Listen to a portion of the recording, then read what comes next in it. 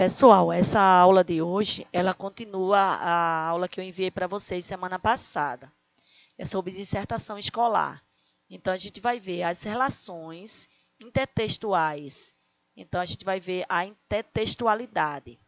Então, essas relações, a gente tem a paródia, citação, epígrafe, alusão, paráfrase e pastiche. O que a gente precisa entender é o que a gente pode usar, né, quando a gente está produzindo um texto, tá? Então, a gente vai dizer que faz referência explícita ou implícita, que um texto faz de outro pré-existente. Então, essa intertextualidade é o nome dado à relação que é feita quando um texto é citado, quando em um texto é citado outro texto que já existe.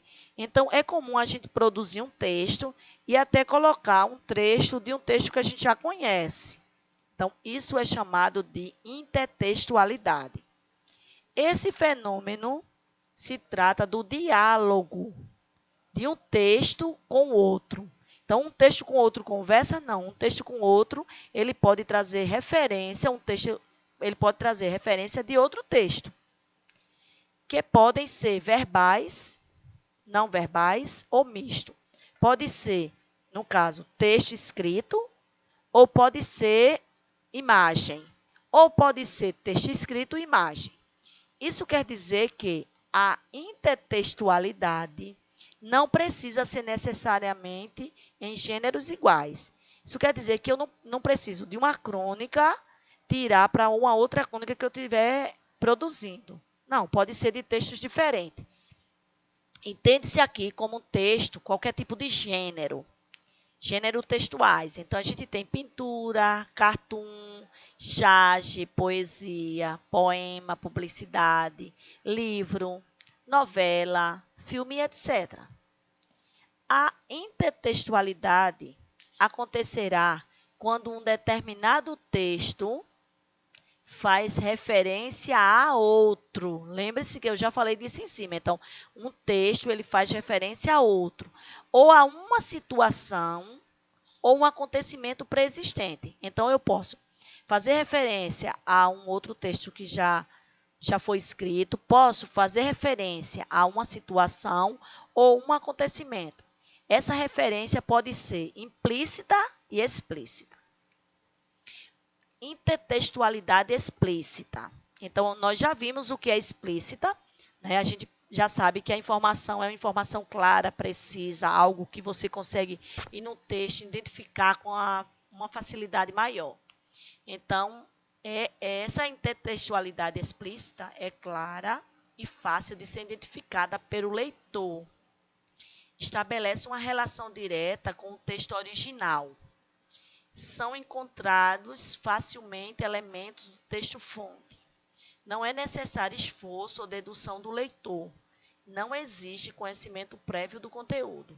Então, ela é uma intertextualidade que você consegue identificar claramente. Já a intertextualidade implícita é difícil de ser identificada pelo leitor. Estabelece uma relação indireta com o texto base. Não é fácil encontrar elemento do texto-fonte. É necessário dedução, análise e atenção do leitor. Exige conhecimento prévio do leitor sobre o conteúdo. Então, nessa intertextualidade implícita, é necessário que haja uma compreensão. É necessário, na maioria das vezes, que o leitor tenha um conhecimento daquilo que ele está vendo lá no texto. Então, ele precisa fazer referência, mas essa referência ela não é clara. Ela é uma referência onde você tem que fazer a dedução necessária. Então, agora a gente vai ver alguns tipos de intertextualidade, que é o que eu citei lá no início do slide. Então, há várias maneiras de usar a intertextualidade. Quais são as mais utilizadas? Né? A paródia, a paráfrase, a epígrafe, a alusão, a citação e a pastiche. Então, o primeiro que a gente vai ver é a intertextualidade por uma paródia. Quando é que isso acontece? Então, eu acho que isso aí é mais comum, porque durante o nosso ensino fundamental, maioria de vocês, às vezes, faz atividade não só de língua portuguesa, como de outras matérias, onde o professor indica para se fazer uma paródia. Então, a paródia é um tipo de intertextualidade usado com o objetivo de retorcer o texto original através da ironia ou da crítica. Contudo, o texto-fonte não sofre alteração na sua estrutura. A paródia irá modificar apenas o conteúdo. Então, ela modifica as palavras que existem, o conteúdo, mas não modifica a estrutura. Se for uma música, permanece uma música. O que nós mudamos é apenas a estrutura. Se for um poema, permanece um poema. Isso é, a estrutura do texto base ela é mantida, mas o conteúdo recebe uma nova roupagem. Então, a gente diz que acontece uma nova roupagem. Normalmente, as paródias são usadas em programas humorísticos, músicas e cinema. Agora a gente vai ver um exemplo. Então, um trecho da paródia da música Namorar Pra Quê, do MC Kekel, feita pelo YouTube Whindersson Nunes. Então, a gente vai ver. Primeiro a gente vai ver o texto original e depois a gente vai ver a paródia. Então, aí ele tem assim, namorar pra quê? Depois que eu conheci o Mandela, depois que eu vi como ela dança, depois que eu vi como ela zoa, depois que eu vi como ela se assanha. Só agora que eu fui perceber. Namorar pra quê? Se amarrar pra quê? Prefiro estar solteiro que eu sei que elas vão querer. Agora vamos ver a intertextualidade aí da paródia. Então, na música nós tínhamos namorar pra quê? E aí a gente tem na paródia dieta pra quê? Então ele diz, comi um pão com mortadela, depois 1 quilo de picanha. Comi uma carne de panela e um pedacinho de lasanha. Só agora que vim perceber. Vou malhar para quê? Dieta para quê? Se eu vejo uma coxinha e sei que vou comer. Então, você tem a relação entre os verbos, você tem a relação entre os questionamentos que são feitos, para quê e para quê. Você tem a mesma estrutura do texto inicial, só agora que eu fui perceber, ele permaneceu com essa estrutura. Então, aí, essa paródia dá para você perceber claramente o que o autor da paródia fez relacionado à questão da música. A intertextualidade e paráfrase. A paráfrase ocorre quando um texto é reproduzido com as próprias palavras daquele que está reproduzindo. Ou seja, as ideias do texto original são mantidas, mas é contada de outra forma. Então, essa paráfrase você tem uma mesma ideia mantida em um segundo texto. Então, na paráfrase, o objetivo é reafirmar a ideia do texto-fonte. Então, o que é reafirmar? É fazer com que reforçar. É como se você reforçasse aquela ideia, é como se você mantesse aquela ideia do texto o que já apareceu no primeiro texto, no texto-fonte, que a gente chama. Mas escrevendo com um estilo diferente. A estrutura e o conteúdo são mantidos, mas é recontado de forma diferente. Então, a estrutura e o conteúdo é mantido, só que a forma de ser contada é que é diferente. Vamos ver o exemplo. Carlos Drummond de Andrade, ele traz Europa, França e Bahia, parafraseando com Gonçalves Dias, com Canção do Exílio. Então, você tem o texto Canção do Exílio, que é o primeiro. Se vocês observarem, há muitas intertextualidades com esse poema. Se vocês pesquisarem, vocês vão encontrar outras. Mas aí a gente tem uma aqui de Drummond. Então, a primeira Canção do Exílio, o primeiro trecho, ele é de Gonçalves Dias. Então, Gonçalves Dias diz em Canção do Exílio: minha terra tem palmeiras, onde canta o sabiá. As aves que aqui gojeiam, não gojeiam como lá.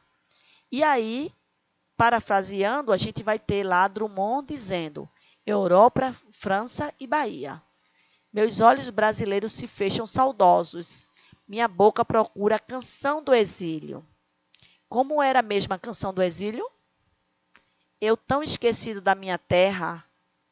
Ai, terra que tem palmeira, onde canta o sabiá. Então, você percebe claramente nessa intertextualidade paráfrase que ele traz trechos do texto original. Intertextualidade epígrafe. A epígrafe é um tipo de intertextualidade usado quando um determinado texto quer introduzir o tema. Preste atenção, então aí a gente tem o tema que será discutido.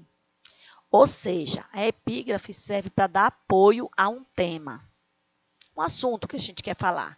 E normalmente são utilizados em artigos científicos, monografias e etc. Então, na epígrafe ocorre o uso de frases, trechos, provérbios e ditados que são retratados como um vínculo com o texto. Então, aí você está falando sobre um tema, então você quer reforçar aquele tema, você pode colocar lá um provérbio ou um ditado popular, né, que venha retratar aquele tema, reforçar aquele tema que você está fazendo. Então, vamos ver um exemplo de epígrafe. Então, o assunto, a gente poderia dizer que o tema seria a questão de ensinar, da educação. Então, aí a gente tem, ensinar não é transferir conhecimento, mas criar as possibilidades para a sua própria produção ou construção. Então, isso é uma epígrafe, né? Quem fez esse trecho aí foi Paulo Freire. Citação, intertextualidade, citação. A citação é quando há transcrição literal de um texto, ou seja, é pegar aquele texto e copiar para outro. Então, aqui, professor, eu estou tirando o texto do autor e estou trazendo para mim? Não. Eu vou tirar um trecho lá e vou trazer para cá, para o meu texto. Contudo, é importante conter a indicação do autor original e está entre aspas. Então, aí a gente precisa, né, colocar as aspas para mostrar que aquilo ali é uma citação. Então, mas por que isso?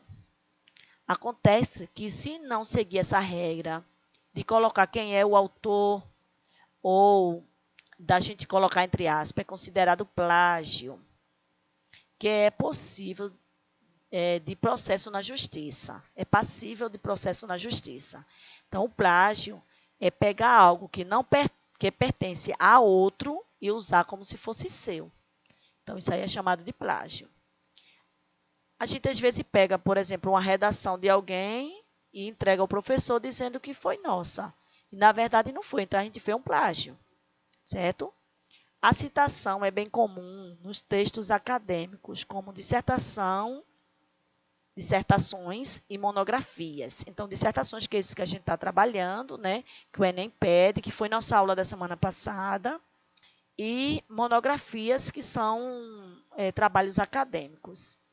Além disso, o plágio é uma falta grave no mundo acadêmico. Então, uma falta muito grave, né? As pessoas costumam fazer muito isso no mundo acadêmico. Então, citação do dia.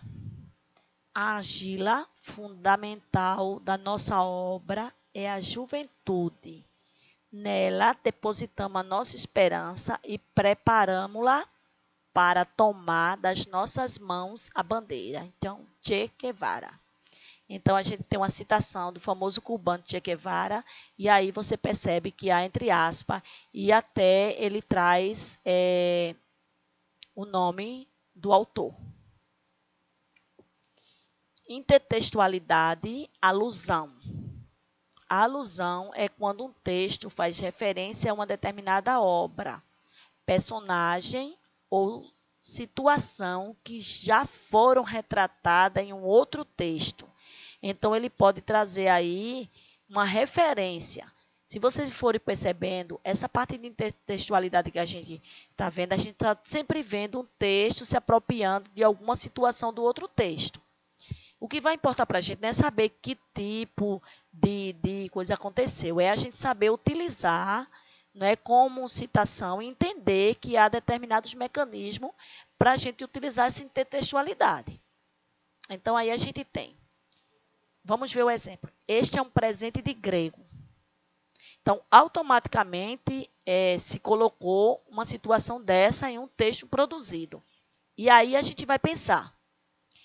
A expressão faz alusão ao cavalo de madeira, repleto de soldados escondidos, que os gregos enviaram aos troianos, como se fosse um presente, por ocasião da guerra de Troia.